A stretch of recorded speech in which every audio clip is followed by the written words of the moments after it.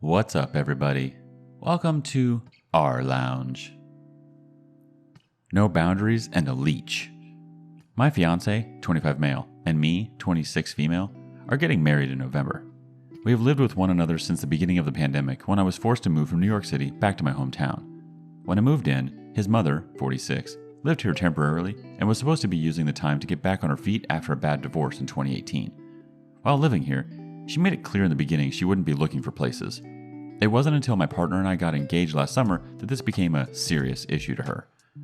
She is not a person that I hate. I love her and I want her to live a happy and fulfilling life. But I don't think that's going to be in our home. For context, she is healthy and has a full-time job. Her and I have a good relationship, but she uses me as a therapist. There are some things I just don't want to know. I'm a supporter of seeking help when you need it, but every time I bring up going to counseling, she will begin crying and tell me, "You can't make me." Like, what? I'm not making you do anything. I'm asking you to stop unloading all of your feelings on me as soon as I get home, and this may be an option to talk to someone whose job is literally to give you tools to work through your complex emotions. Before, I was working from home, and it was worse. She would talk at me while I was trying to work. Now that I'm not home as much, my partner has been the one having to come home and listen to the slew of her problems, and is really taking a toll on him. He is worried and annoyed, and he doesn't want to feel that way about someone who is supposed to be an adult. She does not pay for rent, utilities, internet, video subscriptions, household expenses, or food. Both my fiance and I are in the beginning of our careers, and we are unable to move for any job because she won't sort it out. I went to grad school for a specific career, and I can't pursue it because the jobs are out of this area. We can't move because she would then be homeless. I've had to put it all on the back burner, and so has my partner. He wants to go back to school but can't make it work because we are financially burdened. She is codependent and really stuck in arrested development. Instead of saving her money or contributing to the household, she will come home at 3 p.m. and begin drinking whiskey and then chain smoke cigarettes in the garden, letting the smoke inside. I watched her ash on my jalapeno plant. Side note, I have very few things in my life that trigger me, but I have olfactory trauma surrounding the smell of cigarettes. I don't mind that people smoke, do what you want, but she knows that smell makes me physically ill. This is the part of the evening when she begins to loudly speak, like near screaming, on the phone to her boss for hours and hours. It's gotten to the point that after my partner and I have both worked 11-hour days and we come home and she is drunk and shouting, even if we are trying to relax in the living room. Also, I'm always asked, "What are you making for dinner?" Like it's my freaking job. I clean everything in this house and I cook everything. She does not help. She is very messy and doesn't mind living in filth. I will have a freshly cleaned sink and she will come home and dump a week's worth of dishes into the sink that she has been keeping at work. Keep in mind, they are crusty with old food. One time, I refused to wash them and they sat there for days, and I came home and found 3 of my glass containers in the trash because she didn't want to open and wash it. I'm literally getting so pissed off writing this. Both my partner and I grew up as only children in split households. We were both victims of narcissistic abuse from his mother and from my father. He grew up having to take care of her and never got to enjoy anything for himself and always had to put her needs first. What hurts about all of this is the patience he has given her. Even when she uses his dead name and just says things sometimes that are really inappropriate, it's so hard not to react. I want to protect my partner and nourish his journey, and she is constantly a sour reminder. I like to think of myself as a person that compromises. I don't like to make people feel uncomfortable and will often give up what I want in order to keep the peace. However, I'm at my wit's end. She is supposed to get an apartment by November when my partner and I get married. We've talked to her about it, and I helped her look for apartments. She keeps forgetting to submit her application and isn't looking at all the options available. She is not accountable. Honestly, I think she is going to continue to put it off and then guilt us into letting her stay. She will continue to spend all her money on alcohol, cigarettes, and things for an apartment that she doesn't have. She has been buying a ton of full-price stuff and then storing it at her sister's house. I just wish we could enjoy our engagement in our home. The only time I really enjoy being here is when she is gone, and I don't want to feel that way. I want to have a normal relationship with her instead of harboring resentment. I'm writing this because it is my partner and my anniversary in a few days, and I just know we won't get to spend it alone. She doesn't understand boundaries and just inserts herself in everything. I'm not even going to try to plan anything special. Our first response comes from Buttercup303. She is not going to willingly move out. She has already made that clear. You and your fiance need to stop putting your lives on hold for her. If you need to move, then move. I would suggest that your best course of action is to let your current lease expire, assuming you are renting. Find a new place to rent in a new city where you can find jobs and go to school or whatever you need to do.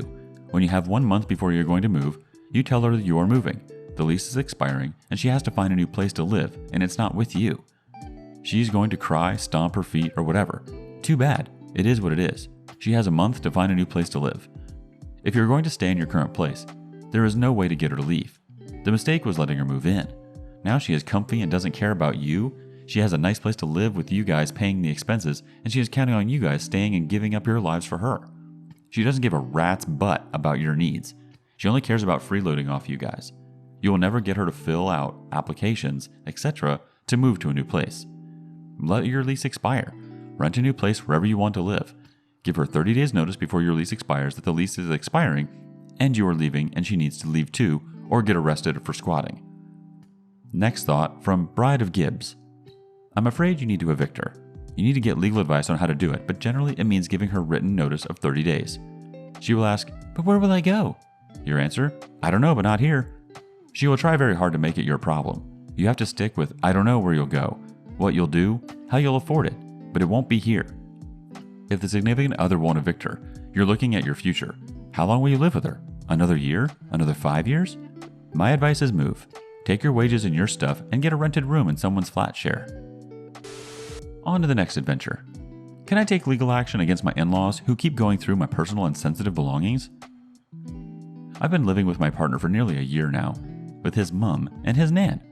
We don't pay rent, however we do contribute towards bills and pay for our own bills and share of the household utensils. On average, we're probably contributing around $100 each per week. Now, I've always had a rocky relationship with his parents. They're just not good people. His mom is diagnosed with bipolar and his nan is schizophrenic. However, their mental illnesses are not an excuse for the way they treat us. Whenever we're not home, they'll go through our room. We have a granny flat out the back, which is about the size of a studio apartment. They have never asked us for rent, and we have offered. My boyfriend and I both work full-time and have ADHD. So cleaning is really difficult, and while our living space isn't a complete crap hole, it isn't the cleanest. They will take it upon themselves to go in and bang up our clothes, tidy up the floors, and clean out the fridge. And while that does sound really nice and helpful, they're only using that as an excuse to go through our, mainly my, belongings. There was an instance where I came home, the bed was flipped on its side, and the room looked like it had been ransacked. Everything was everywhere, and about $150 worth of supplements was ruined because they were tipped everywhere because she thought they were drugs. They're adamant that we're taking heroin or meth, which we're not. We don't take any drugs. And that's their excuse for constantly invading our privacy. What can I do? I have nowhere else I can stay, and I feel like they're using that to their advantage. First bit of advice comes from Walk 1,000 Miles. Can you get a lock? Tell them to stop or you will report their behavior. It's illegal. They are your landlords. You give them money, you eat and sleep there. You get your mail there. Make sure you get receipts each time money is exchanged. If you are paying $800 a month, you might be able to move. The OP replies, a room has a lock, but they keep a spare key. It's just so disrespectful. They wouldn't do it to other tenants. Walk 1,000 Miles chimes in again. Well, in that case, get your own lock. Get more than one lock. It's ridiculous that you have to live this way, and I would not tolerate it anymore if I were you. You could consider writing them a letter. You can contact them and send them a letter via USPS. You need to go to a post office in person to send USPS certified mail.